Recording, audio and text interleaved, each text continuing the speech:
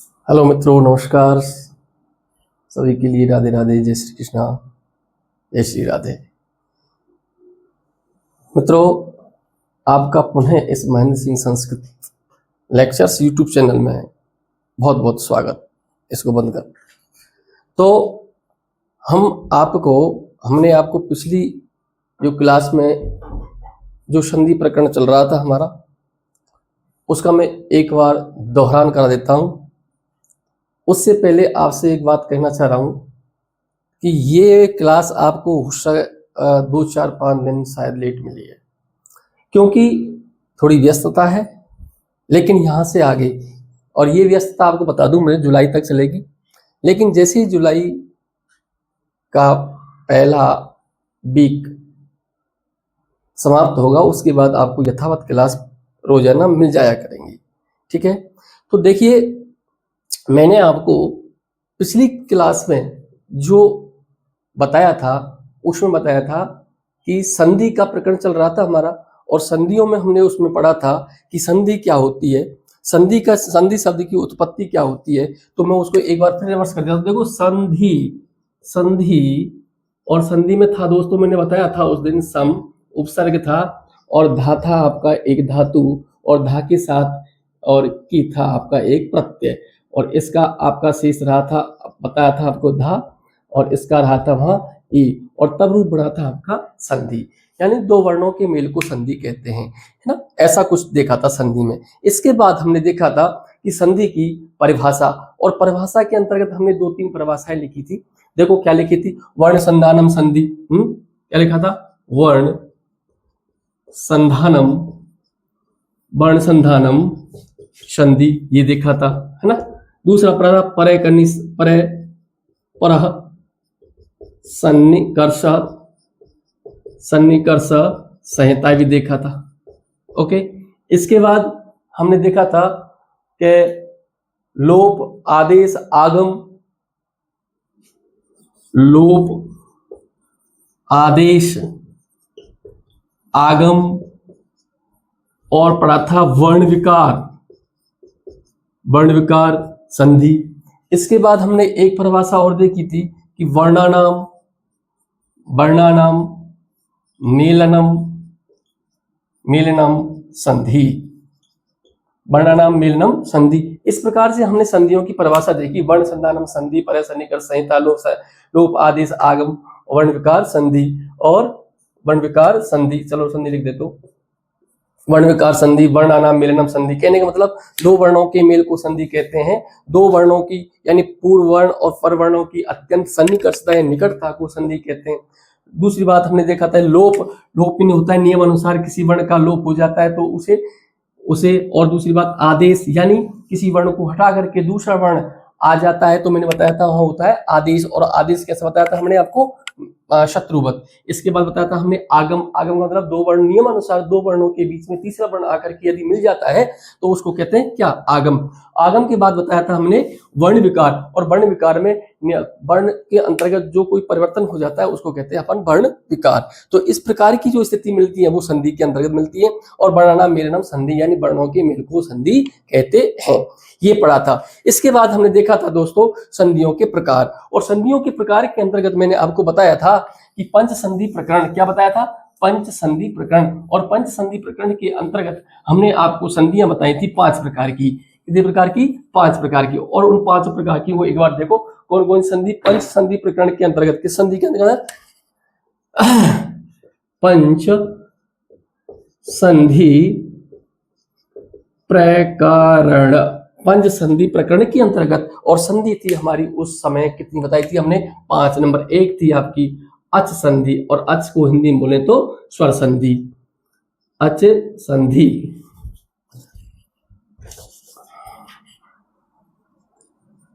अच संधि, है ना। इसके बाद हमने बताई थी आपको 2 नंबर पर प्रकृति भाव संधि, प्रकृति भाव संधि, प्रकृति भाव संधि। इसके तीसरे नंबर पर बताई थी हमने आपको व्यंजन संधि, व्यंजन संधि। और व्यंजन संधि के बाद हमने आपको बताई थी विसर्ग संधि। विसर्ग संधि और विसर्ग संधि के बाद मैंने आपको बताई थी दोस्तों 5वें नंबर की स्वाधि संधि। क्या बताई थी? स्वाधि संधि। ये बताई थी हमने आपको संधि।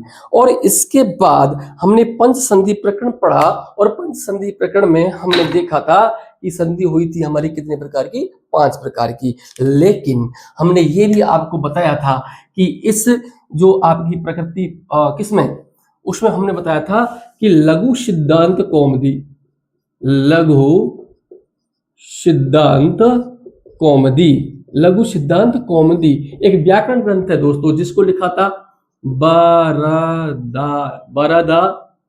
वरदराज आचार्य, वरदाचार्य बोल सकते, वरदराज आचार्य। इन्होंने लिखा था लघु सिद्धांत कौमुदी। और लघु सिद्धांत कौमुदी के अंतर्गत इस प्रकृति भाव का समावेशन किया गया था स्वर संधि में, है ना। और इस विसर्ग स्वादि संधि का समावेशन किया गया था किसमें?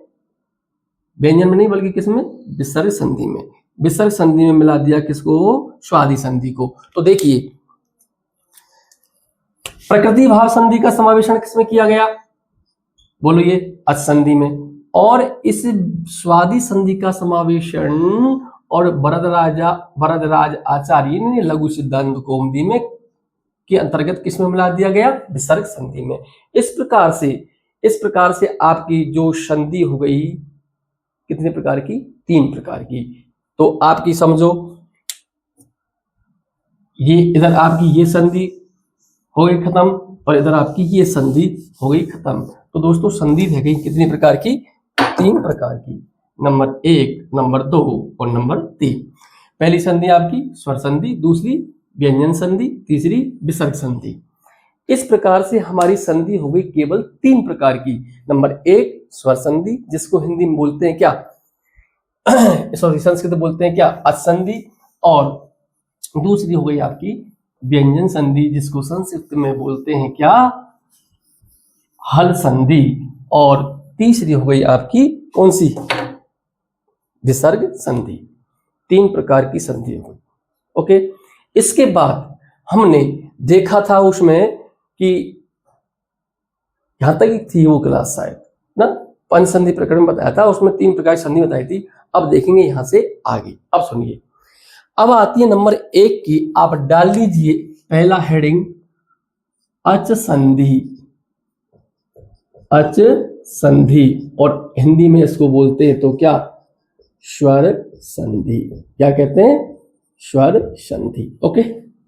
अब सुनिए स्वर संधि। पहली बात तो स्वर किसे कहते हैं? मैंने आपको पहली क्लास में बताया था कि स्वयं राजन्ते इति स्वरः, अर्थात जो स्वयं ही जिनका उच्चारण किया जाता है, जिनको बोलने के लिए दूसरी किसी वर्णों की आवश्यकता नहीं होती है, उसको अपन क्या कहते हैं? क्या उसको क्या कहते हैं अपन? स्वर कहते हैं। मैंने एक चीज और बताई थी आपको, याद करिए, पिछली क्लास बता रहा हूं, उसमें बताया था कि संधि हमारी कहां कहां होती है। मैं इस टॉपिक को 1 मिनट के लिए विराम दे रहा हूं। हमने एक टॉपिक बताया था, उसमें संधि हमको कहां कहां करनी है ये और बताया था, है ना। अब याद आया मुझे। तो उसमें बताया था मैंने एक श्लोकन किया था कि संहिताई के पदई नित्या धातु उपसर्गयो नित्या समासे से और सा विवक्षा अपेक्षते, ऐसा लिखा था। याद कीजिए क्या लिखा था। मैं इसको 1 मिनट टॉपिक को छोड़ रहा हूं, पिछला क्लास समझा रहा हूं, ध्यान रखना। क्या पढ़ा था? देखो मैं लिख देता हूं। संहितई मतलब संधि कहां होती है? संहितई का पदई नित्या और नित्या धातु उपसर्गयो, नित्या धातु उपसर्गयो, नित्या समासे वाक्ये तु सा विवक्षाम पेक्षते, ऐसा था। ऐसी हमने एक कारिका आपको बताई थी, उसमें हमने बताया था आपको कि संधि कहाँ कहाँ होती है। तो देखिए संधि कहाँ होती है, नंबर 1 संहिता प्लस एक पदई, यानी संधि हमेशा नित्य रूप से एक पद में संधि होती है। नेक्स्ट बात, नित्या धातु उपसर्गयो, और जो संधि प्रकरण है और जो संधि है वो आपकी धातु और उपसर्ग में संधि होती है। तीसरी बात, नित्या समासे तु, और जो हमेशा जो संधि होती है नित्य रूप से जो संधि होती है वो किसमें होती है, समास में। और वाक्य तु सा विपक्षता विवक्षाम अपेक्षते, और वाक्य में दोस्तों संधि वक्ता के ऊपर डिपेंड करती है, निर्भर करती है कि वो वाक्य को संधि करके बोले या बिना संधि करके बोले। ये यहां तक का टॉपिक हमने आपको पिछली कक्षा में बताया था। ओके, अब हम आते हैं कि स्वर संधि के अंतर्गत, यानी संधि हमारी रह गई थी कितने प्रकार की, 3 प्रकार की, और 3 प्रकार की में पहली संधि थी हमारी कौन सी, स्वर संधि। और स्वर संधि अब पढ़ते हैं हम स्वर संधि। और हमने आपको पिछली कक्षा में एक चीज बताई थी कि स्वर किसे कहते हैं, उन्हें आ जाओ टॉपिक पे, स्वर किसे कहते हैं, स्वयं राजन्ते इति स्वरा, अर्थात जिनको बोलने के लिए किसी व्यंजन किसी और वर्ण की या आवश्यकता नहीं होती है, तो ऐसे वर्णों को कहते हैं क्या, स्वर। और ये भी हमने बताया था कि स्वर जो होते हैं, यानी माहेश्वर सूत्रों के आधार पर जो स्वर होते हैं, रिवर्स कर लो, माहेश्वर सूत्रों के आधार पर जो स्वर होते हैं वो होते हैं 9 प्रकार के, और सामान्यतः जो स्वर होते हैं वो बताए थे हमने 13 प्रकार के। और अगर हमने पढ़े कि पाणिनीय व्याकरण के अनुसार, पाणिनीय शिक्षा के अनुसार स्वर कितने होते हैं, तो वहां हमने बताया था 21 या 22 प्रकार के। तो आज हम पढ़ रहे हैं स्वर संधि, और स्वर संधि में कितने प्रकार की संधि होती है, स्वर संधि वो आपको बता दूं। तो देखो ये स्वर संधि दोस्तों होती है कुल मिलाकर के 8 प्रकार की। कितने प्रकार की, 8 प्रकार की। ताजिम मत करना, 8 प्रकार की होती है, पक्का 8 प्रकार की होती है, लेकिन आपको पढ़नी है केवल 5 प्रकार की। देखो मैं लिख देता हूं थोड़ा सा। नंबर 1 पर थी आपकी दीर्घ संधि, कह दो चलो, अग्रीम दीर्घ संधि। ओके, नंबर 2 है आपकी गुण संधि, और नंबर 3 है आपकी वृद्धि संधि, और नंबर 4 है आपकी यण संधि, और नंबर 5 है आपकी अयादी संधि। और अब जो मैं एक्स्ट्रा बता रहा हूं जिनको आपको पढ़ना नहीं है, केवल देखना है।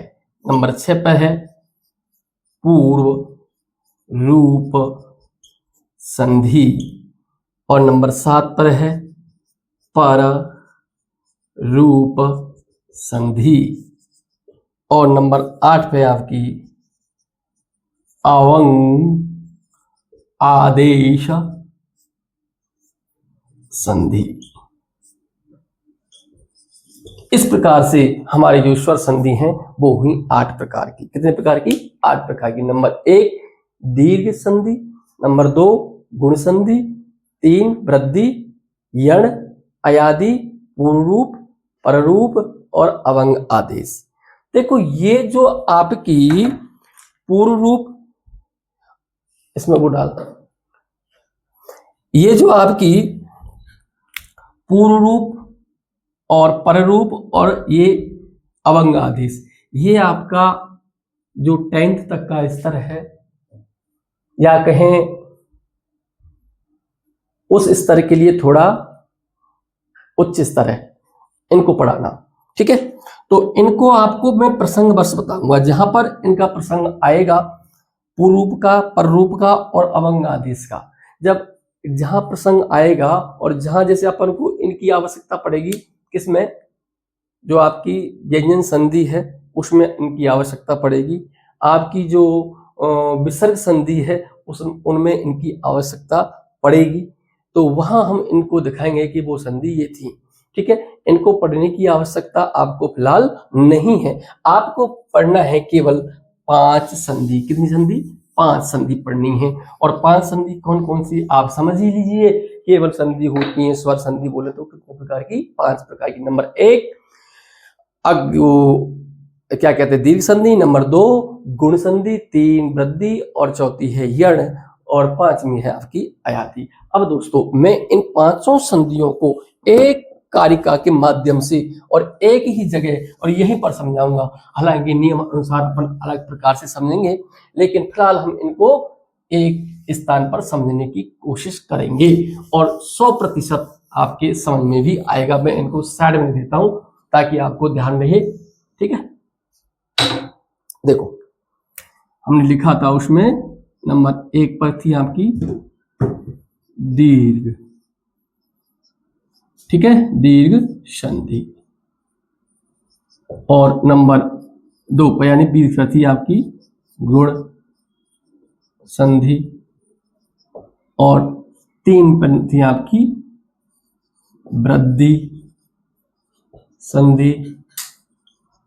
और यानी चौथे नंबर पर थी आपकी यण संधि। और आपका 5वें नंबर पे थी अयाधि संधि। अब इन 5 को मैं एक कारिका के माध्यम से आपको एक स्थान पर समझूंगा 5 को। और ये ध्यान रखिएगा, अगर ये 5 को आपने इसी टेबल पर समझ लिया तो आगे आपको पढ़ने की आवश्यकता तो है, लेकिन वहां बहुत आसानी तरीके से समझ में आएगा। ओके, तो देखिए मैंने आपको बताए थे स्वर। क्या बताए थे? स्वर। और स्वर को संस्कृत बोले तो क्या? अच। तो मैं इन स्वरों को 2 जगह लिख रहा हूं। पहली बात ध्यान रखना, आप भी लिखना है। इधर मैंने डाल दिया अच और इधर भी आप डाल सकते हो क्या? अच। ओके, इनको बॉक्स में बंद कर दो। कर दिया सबने? Very good. अब देखो कितने होते हैं बेटा अच? अच कितने होते हैं? माहेश्वर सूत्रों के आधार बोलिए। नंबर 1 पर था आपका आ, फिर ई, फिर उ, फिर री और फिर लरी। इसके बाद ए, इसके बाद ओ। नीचे पड़ेगा क्या? और ऊपर से लिखने पड़ेंगे भाई, नीचे पड़ेगा थोड़ा सा। चलो दोबारा से लिख देता हूं। अच्छा, ओके, ऐसे कर लो। ए, ई, उ, री, लरी, ए, ओ, आई और औ। कितने हो गए? 9। 9 हो गए। ऐसा ही हम इधर इनको लिख देते हैं। अच्छा, ए, ई,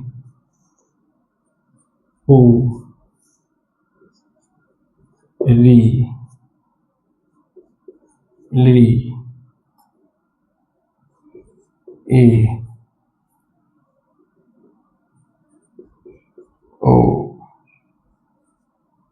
आई और औ। ठीक है, लिख दिया। ऐसे ही आप लिख सकते हो। स्वर संधि पढ़ रहे बेटा हम एक टेबल में, ध्यान रखना एक ही जगह पढ़ रहे हैं, पूरी स्वर संधि एक ही जगह। और यहीं पर आपको गौर से समझना, बढ़िया वाला समझना है। अब देखिए पहली संधि की आपकी दीर्घ। और दीर्घ का एक सूत्र होता है अकह सवर्णे दीर्घ है। क्या होता है? अकह सवर्णे दीर्घ है। और अक क्या है? अक एक प्रत्याहार है। हमने बताया था प्रत्याहार कितने प्रकार के होते हैं। माहेश्वर सूत्र कितने? 14। और प्रत्याहार कितने? 44। हम आपको पहली क्लास में बता चुके हैं। तो इसमें पहली संधि है आपकी दीर्घ या अक सवर्ण कह सकते हैं। अक सवर्ण भी इसका नाम है, अकसवर्ण इसका भी नाम है। तो दीर्घ सवर्ण का मतलब होता है, मैं आपको बता दूं, सवर्ण, सवर्ण किसे कहते हैं? सवर्ण का मतलब होता है बेटा, नंबर 1 उच्चारण स्थान, उच्चारण स्थान। नंबर 2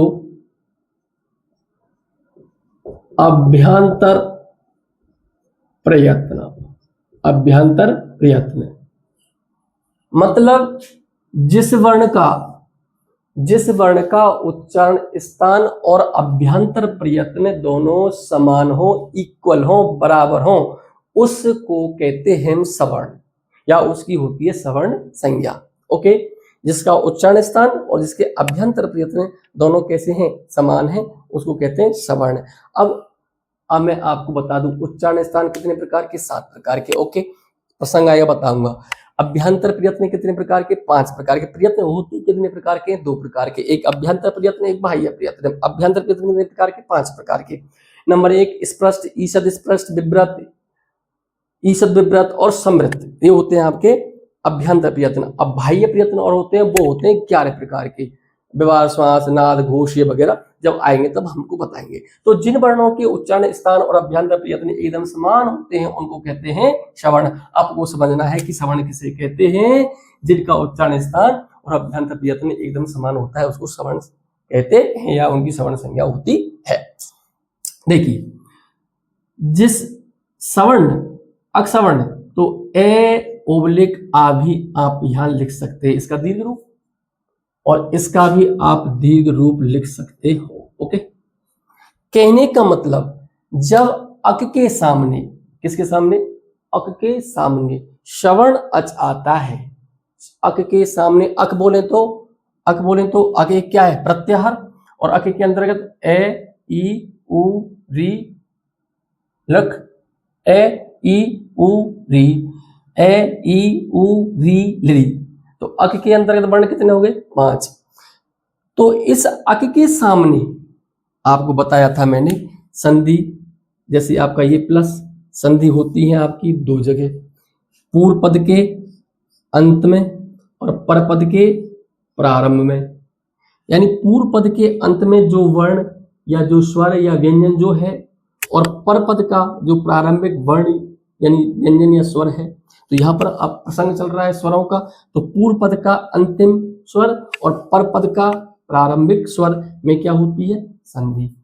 तो इधर आपका मिल रहा है क्या? अक, और अक के अंतर्गत वर्ण कितने बताए मैंने आपको? ए ई उ री और ली, यानी कितने प्रकार के? 5 प्रकार के वर्ण। यहां मिल गया अक, और अक के सामने क्या हो? सवर्ण, क्या हो? सवर्ण। और सवर्ण बोले तो एकदम एग्जैक्ट, एकदम समान, यानी अक के सामने अक हो, अक के सामने अक हो, कहने का मतलब ए के सामने ए हो, ई के सामने ऊ हो, री के सामने री हो, ली के सामने लिरी हो, ये हो, या फिर इनके बड़ा रूप यानी दीर्घ रूप हो, तो वहां पर संधि हो जाती है आपकी, कौन सी? दीर्घ संधि। कहने का मतलब जब ए या आ के सामने ए या आए, ई या ई के सामने ई या ई आए, ऊ या ऊ के सामने ऊ या ऊ आए, री या री के सामने री या री आए, और ली का तो आपको पता ही है दीर्घ रूप होता ही नहीं है, और ली के सामने क्या है? ली। तो वहां आपकी संधि हो जाएगी कौन सी? कौन सी? वहां आपकी संधि होगी कौन सी? सवर्ण दीर्घ। क्या होगी? सवर्ण दीर्घ, सवर्ण दीर्घ, जिसको अपन बोलते हैं क्या? दीर्घ संधि। क्या बोलते हैं? दीर्घ संधि। पहला स्टेप्स आप समझने की कोशिश करेंगे। जब अक के सामने अक आता है, यानी ए ई उ ली के ए ई उ री ली के सामने यदि सेम ऐसे ही वर्ण आते हैं, समान वर्ण आते हैं, कोई समान आने चाहिए, एकदम समान आने चाहिए, लेकिन उनकी शर्त क्या है?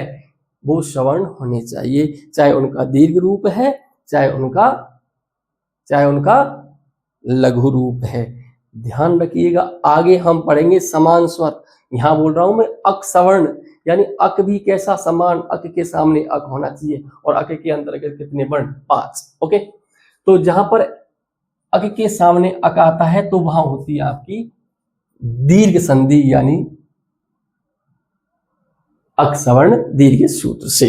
नेक्स्ट बात, जब, ध्यान रखना, देखो ये मैंने हटा रहा हूं इसको, ओके, ये मैंने हटा दिया, चलो, और मैंने इसको डायरेक्ट, क्योंकि अगली कारिका लिखेंगे ना इसमें, और वहां हमने संधि हो गई नंबर 1 पर, कौन सी, सवर्ण अक। ओके, ये सारे मिल गए इसमें। पहली बात हो गई कि जब अक के सामने अक आता है, चाहे उसका दीर्घ रूप है अर्थात छोटा रूप है, चाहे बड़ा रूप है, तो वहां हमेशा दोनों के स्थान पर, दोनों स्वरों के स्थान पर दीर्घ रूप एकादेश होता है। एकादेश का मतलब होता है दोनों स्वरों के स्थान पर दीर्घ रूप यानी बड़ा रूप। नेक्स्ट बात, अब प्रसंग हमारा यहां से स्टार्ट होगा, जब ए या आ, क्या चीज, ए या आ, ए या आ के सामने आपका यदि ई हो, या फिर ऊ हो, या फिर री हो, या फिर ली हो, 3 4 आ गए, यानी दूसरी आपकी संधि चल रही है कि ए या आ के सामने, नंबर 2 नंबर पर क्या बोल रहा हूं, ए या आ के सामने, यानी ए ओब्लिक आ के सामने क्या हो, ई हो, ऊ हो, री हो और लरी हो, तो फिर इन दोनों स्वरों के स्थान पर, इन दोनों स्वरों के स्थान पर और गुणादेश हो जाता है। क्या हो जाता है, गुणादेश, गुणादेश क्या हो जाता है, गुणादेश। और कैसे कैसे होगा वो होगा ए, ओ, अर और अल। चलो इसको यहां लिख देता हूं नीचे, गुणादेश क्या होगा, ए क्रमशः, क्रमशः होगा, क्रमशः, क्रमशः ए, ओ, अर और अल, और वहां पर आपकी दूसरी संधि संपन्न हो जाती है। जब ए या आ के सामने, यानी ए और आ तो आ रहा है आपका पूर्व पद के अंत में, और पर पद के प्रारंभ में आएगा आपकी ई आए है, या फिर ऊ आए, री आए या लरी आए, तो इन दोनों स्वरों के स्थान पर, इन दोनों स्वरों के स्थान, पूर्व पद के अंतिम स्वर और पर पद का प्रारंभिक स्वर के स्थान पर क्रम से, यदि ए आ के सामने ई आती है तो ए आ के सामने ऊ आता है तो ओ, ए आ के सामने री आती है तो अर, और ए आ के सामने लरी आती है तो अल हो जाता है, और वहां आपकी संधि हो जाएगी कौन सी, गुण संधि। ठीक है, अब देखिए तीसरा स्टेप।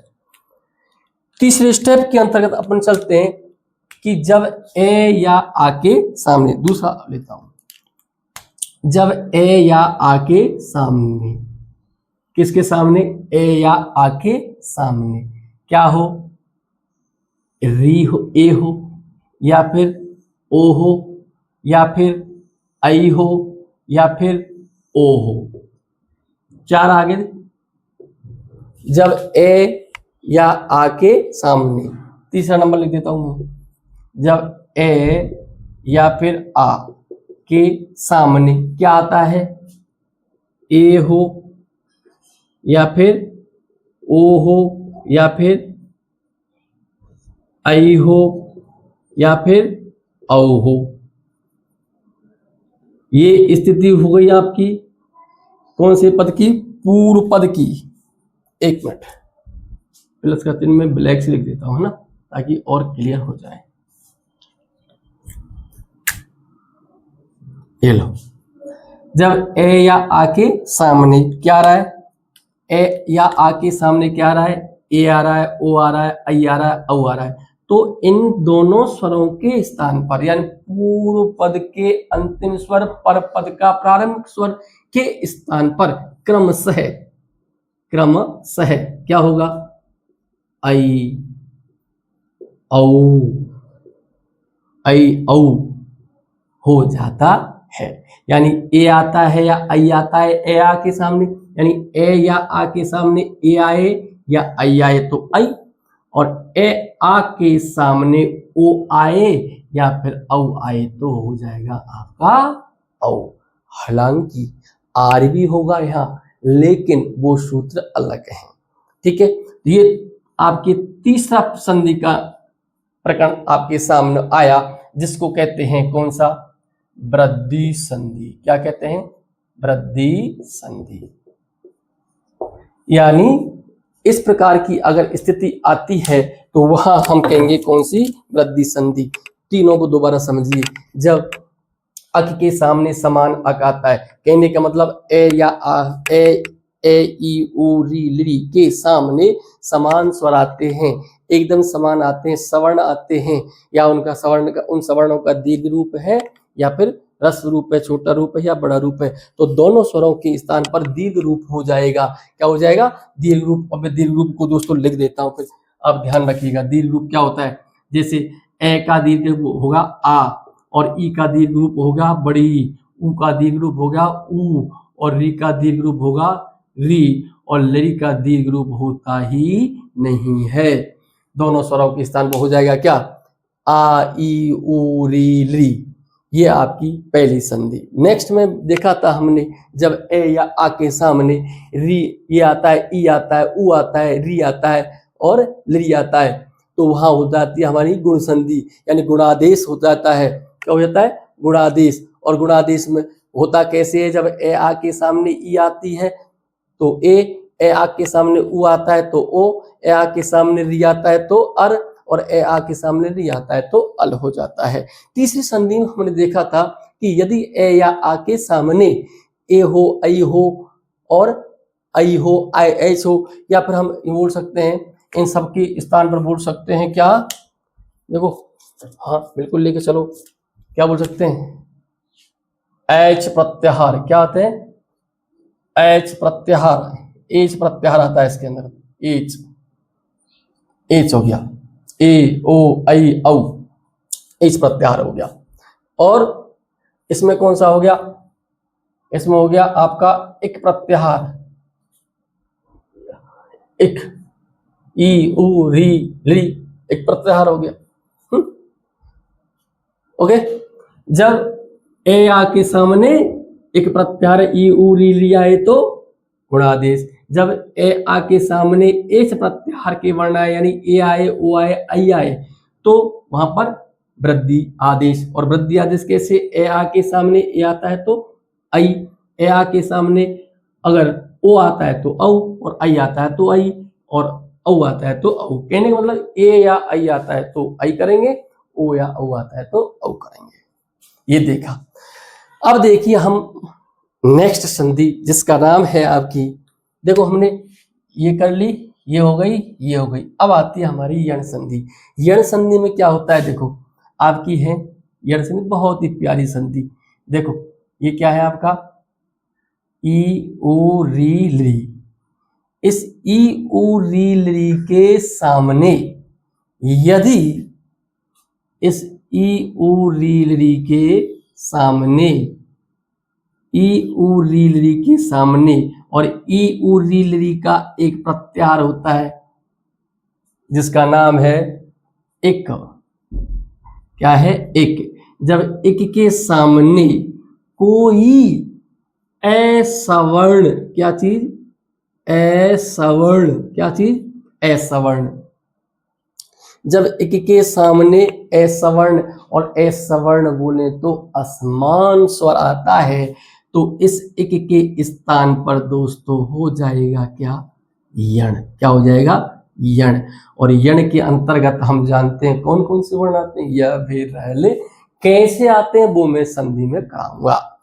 ठीक है, यानी इक के सामने क्या आ रहा है? असवर्ण वर्ण, यानी असमान वर्ण आ रहा है, तो इक के स्थान पर क्या हो जाएगा? यण। और यण के अंतर्गत कौन कौन से वर्ण, या वे र ले। ओके, कैसे कैसे होंगे वो मैं आपको संधि के प्रसंग में बताऊंगा।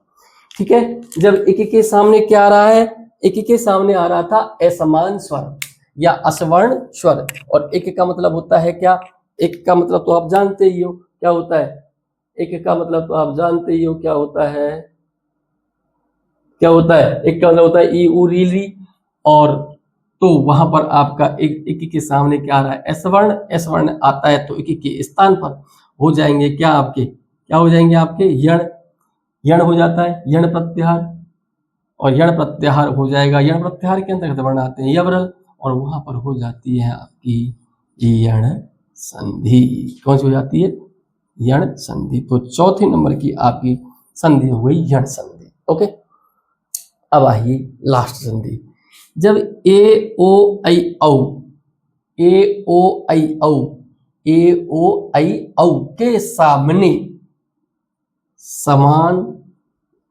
इनके सवर्ण नहीं बोल रहा हूं, समान या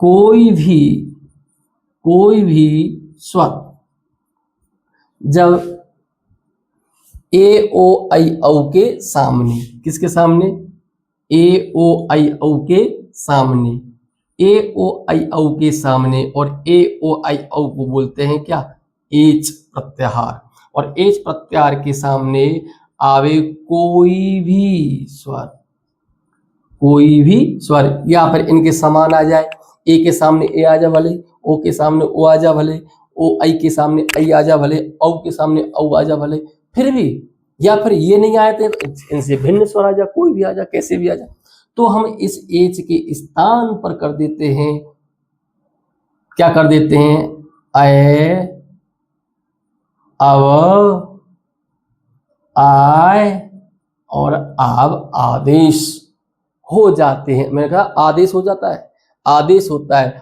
और तो वहां संधि हो जाएगी आपकी अयादि संधि, और ये हो गया आपके 5वें नंबर की।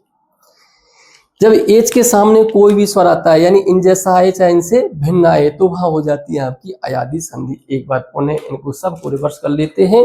देखिए, हमने आपको अच संधि के अंतर्गत बताए थे कितनी संधि, अच संधि होती है आपकी कितने प्रकार की, बोले तो 8 प्रकार की, लेकिन पढ़नी थी कितने प्रकार की, 5 प्रकार की। नंबर 1 थी आपकी श्रवण दीर्घ, यानी दीर्घ संधि, गुण संधि, वृद्धि संधि, यण संधि और अयादि संधि।